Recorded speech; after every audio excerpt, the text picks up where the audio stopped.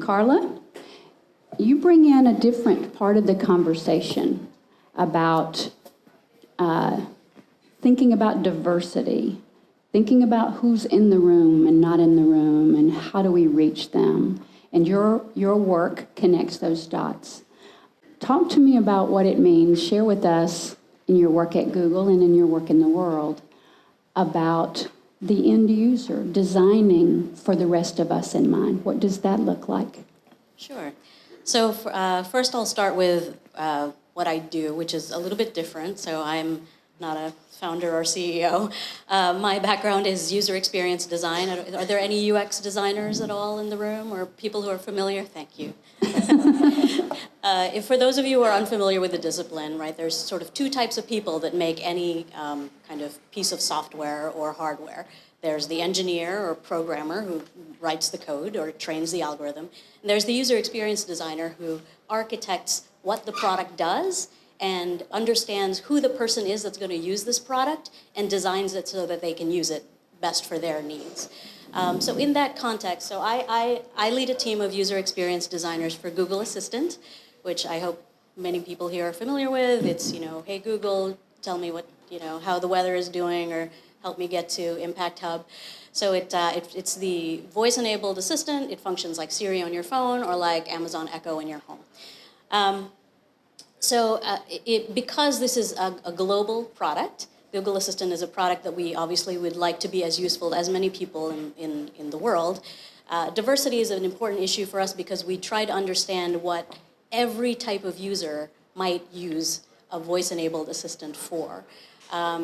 So it becomes very important for us to understand the needs of, say, a woman using this device who might have concerns that are different from a man. She might care about safety a lot more, for instance, right? She might want to use her digital assistant to help her in safety situations.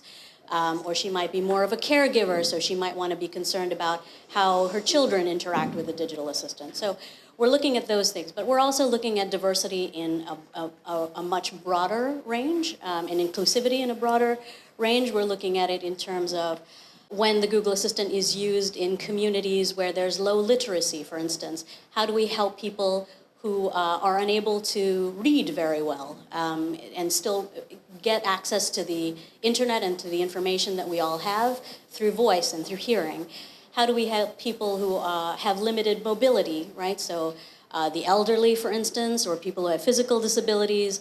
How do we make a voice-enabled assistant useful for them so that they can turn on the lights and cook their food and turn off and on the stove and things like that, and go through their daily lives as productively. So we're looking at diversity across cognitive abilities, physical abilities, race and gender, language barriers, and we're really trying to look at ways where we develop a product that's as useful to everybody, which means that when it comes to hiring, right, and the future of work, we're tapping into remote teams, where our user research tends to be very distributed, right? We're doing research in every part of the world, from the Philippines to India to Africa to Japan to London and Barcelona. So we have teams all over the world who are trying to understand how people in different parts of the world use this technology, and we hire people, both remote and physically in those local offices, who are steeped in those cultures and in those communities and have those unique needs